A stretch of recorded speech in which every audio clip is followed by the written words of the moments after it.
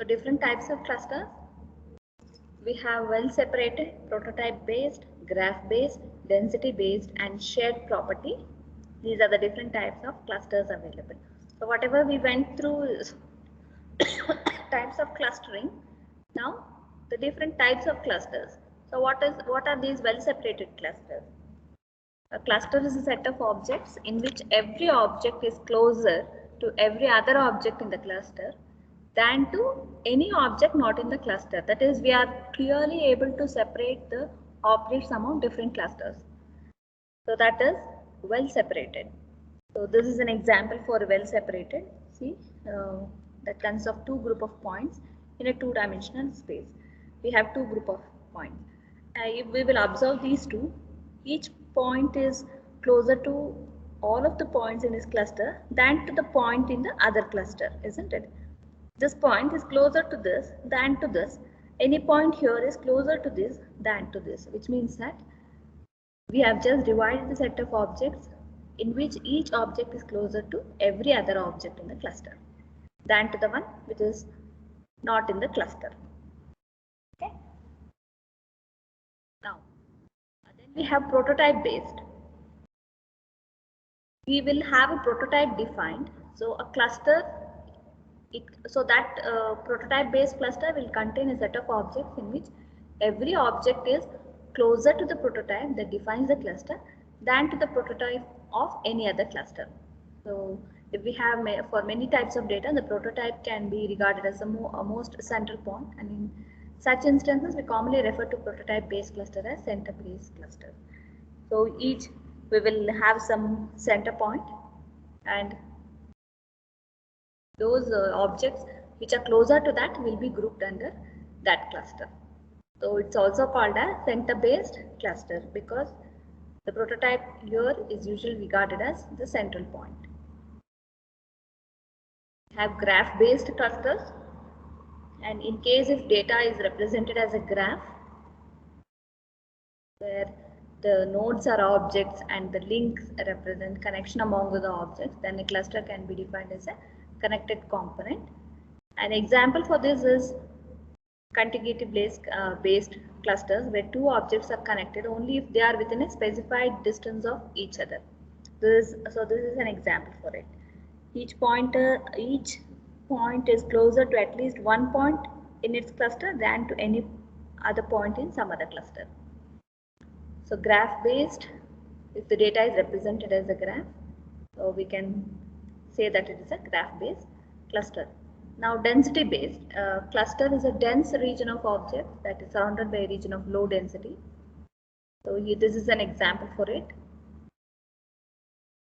Here this picture shows some density based clusters for data created by adding noise to the data of figure 8.2. See that this one. For this, if we will add noise, then this is a dense region of objects that is surrounded by a region of low density. If we have added a noise for this, so we have this dense region of objects that is surrounded by a region of low density. So what we have done is we have just added some noise to the data which was created here. So this is based. And we have shared property conceptual clusters. So these include new type of clusters. So if we take this picture, triangular area, this is the triangular area which is adjacent to the rectangular one, and here we have two intertwined circles, that is cluster. So in both the cases, clustering algorithm would need a very specific concept of a cluster to successfully detect these clusters. So the process of finding such clusters is called conceptual clustering. So we have just the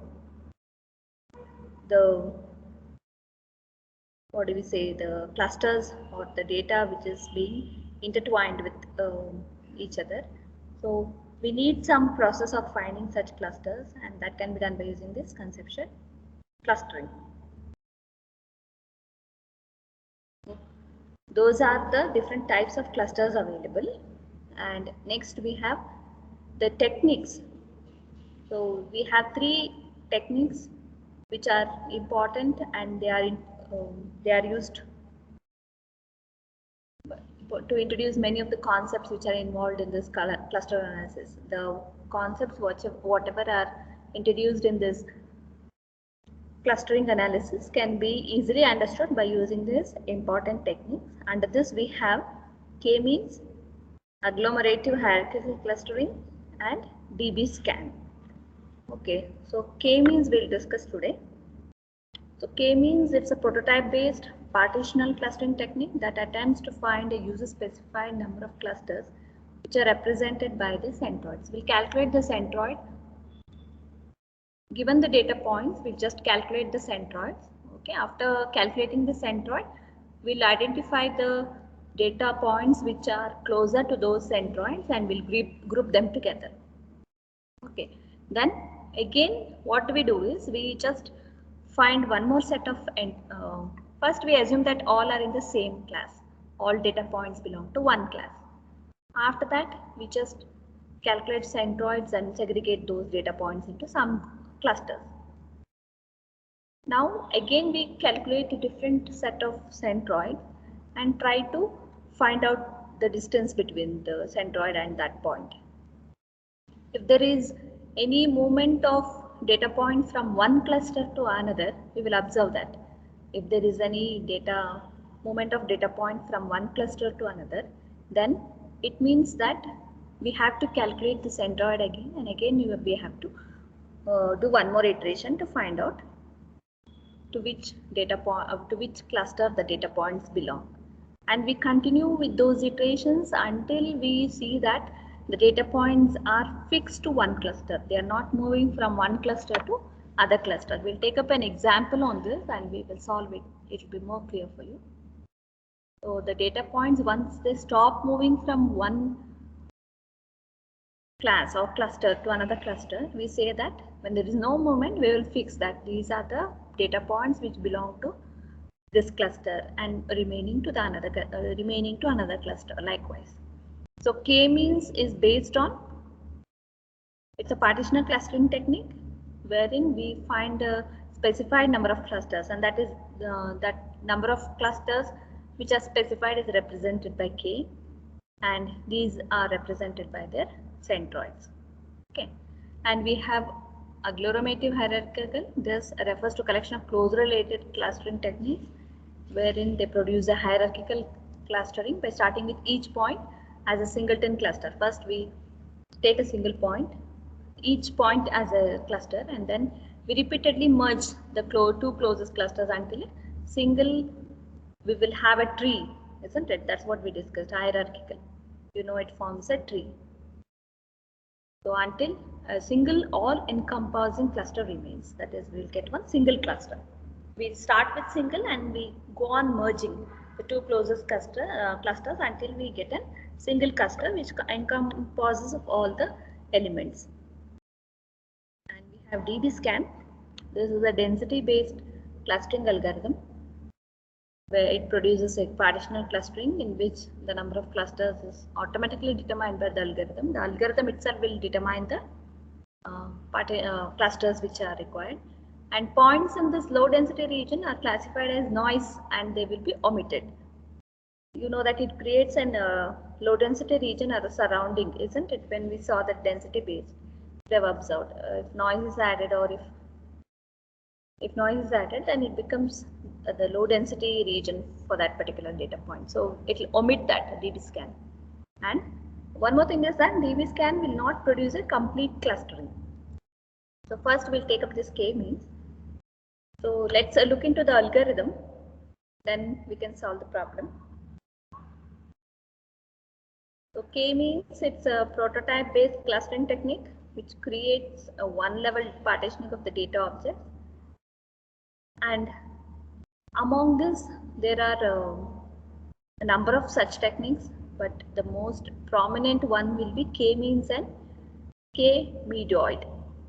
Okay, K-means, in K-means, it defines a prototype in terms of a centroid, which is usually the mean of a group of points and is typically applied to objects in a continuous n-dimensional space. You should have an n-dimensional space here. So it defines a prototype in terms of centroid. Whereas Medoid defines a prototype in terms of medoid, which is the most representative point for a group of points, and this is applied to a wide range of data as it requires only a proximity measure. But the most commonly used among these two, k-means and k-medoid, is k-means algorithm, old technique as well. So what happens in k-means clustering method? So given k, that is k will be given like in how many clusters you should divide the data objects into. You will be given with the set of data points, and you will also be given with the value of k, which means that you have these many data points and group them into these number of clusters. So for example, if you have 6 data points, and if you are asked to, and if your k value is 2, then you are supposed to divide those data points among these 2 clusters. And how do we divide that? So we have a procedure for that. So what is that? We just partition the objects into k non-empty subsets. Okay. We will, so if k is 2, we will divide them into 2 non-empty subsets. Then we calculate the centroid.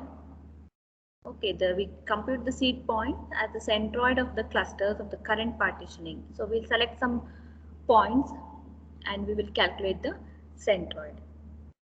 And then we try to assign each object to the cluster with the nearest seed point. So we have 2 clusters, C1, C2, according to this. For example, if k equals to 2, we will have to create 2 clusters. So we'll calculate the distance. So a point, we calculate the distance for cluster 1 as well as distance for cluster 2. And which one is the nearest to that particular cluster, we will assign the data point. Suppose the data point is 1, 2 or 2, 4, for example. 2, 4 is your data point. And we have chosen the centroid as some 1, 5, you assume. So we calculate the distance. One more data point is 2, 6, something like that. So 2, 5, because 5 is the last. So in that case, we'll calculate the distance by using Euclidean's distance formula. And if C1, we'll calculate the distance for cluster 1 as well as for cluster 2. Whichever is minimum, to that we will assign the data point. If the distance for the first cluster, for example, if it is 1.4, and if the distance for the second cluster, if it is 2.8, so which is lesser, 1.4. So we will assign that particular data point to the nearest cluster, that is C1. So we'll compute seed points as the centroids of the cluster of the current partitioning, and we assign each object to the cluster with the nearest seed point. We move on like that. How long? We will just first try with one set of centroids. We'll find out where first they'll be in one cluster. We assume that they are in one cluster. Next, we will divide them into 2 clusters. After that, we just check with new centroids again. If there is a movement of data points from one cluster to other, then again we take new centroid. Just move on. See, we'll have the initial data set like this. We will, suppose if k is 2, we partition the objects into k groups. Okay, depending on the distance, we will just partition them into k groups. After that, we update the cluster centroid. We'll find out new centroids depending on how many data points belong to C1, cluster 1 and cluster 2. We update the cluster points and we reassign the objects. After calculating this new centroid, we will reassign the objects. Now again we will check whether, see here, this particular data point which was in cluster, this cluster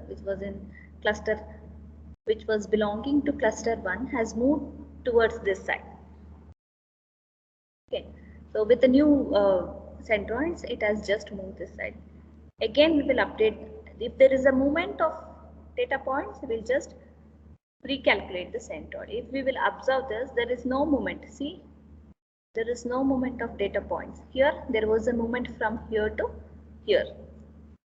then it's moved. This is moved here and this is moved here.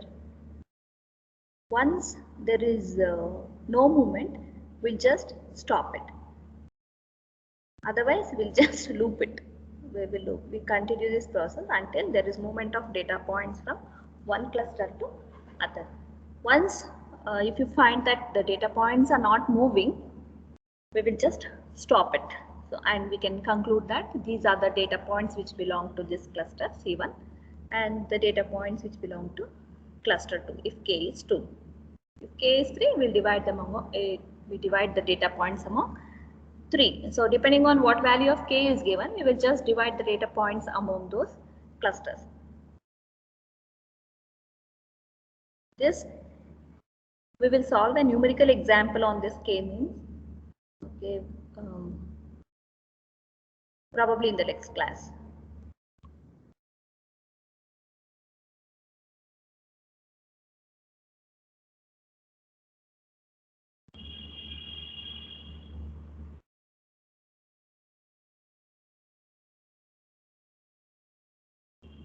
So what we have just gone through the different types of clustering and also different types of clustering and the different types of clusters. Hierarchical, partitional, exclusive versus overlapping versus fuzzy, complete versus partial. Wherein partial clustering, simply division of objects into non-overlapping subclusters. Hierarchical, we just try to obtain a hierarchical clustering wherein we try to just nest the clusters such that they are organized in the form of a tree. We have exclusive versus overlapping versus fuzzy, where in exclusive we have each object assigned to a single cluster, and if they belong to more than one cluster, then they should be addressed by non-exclusive. And we have fuzzy clustering as well, wherein every object will belong to every cluster with a membership weight that is between 0 and 1. And here in fuzzy clustering, we often impose the additional constraint that the sum of the weights for each object must be equal to 1. So usually in practice, this fuzzy or probabilistic clustering is often converted to exclusive clustering by just assigning each object to the cluster in which its membership weight or probability is highest. Complete, as you know, assigns every object to a cluster, whereas partial will not. And we have different types of clusters: well separated, prototype based, graph based, density based, and shared property. And different three important techniques to introduce many of the concepts involved in clustering analysis will be k-means and agglomerative hierarchical clustering and DB scan.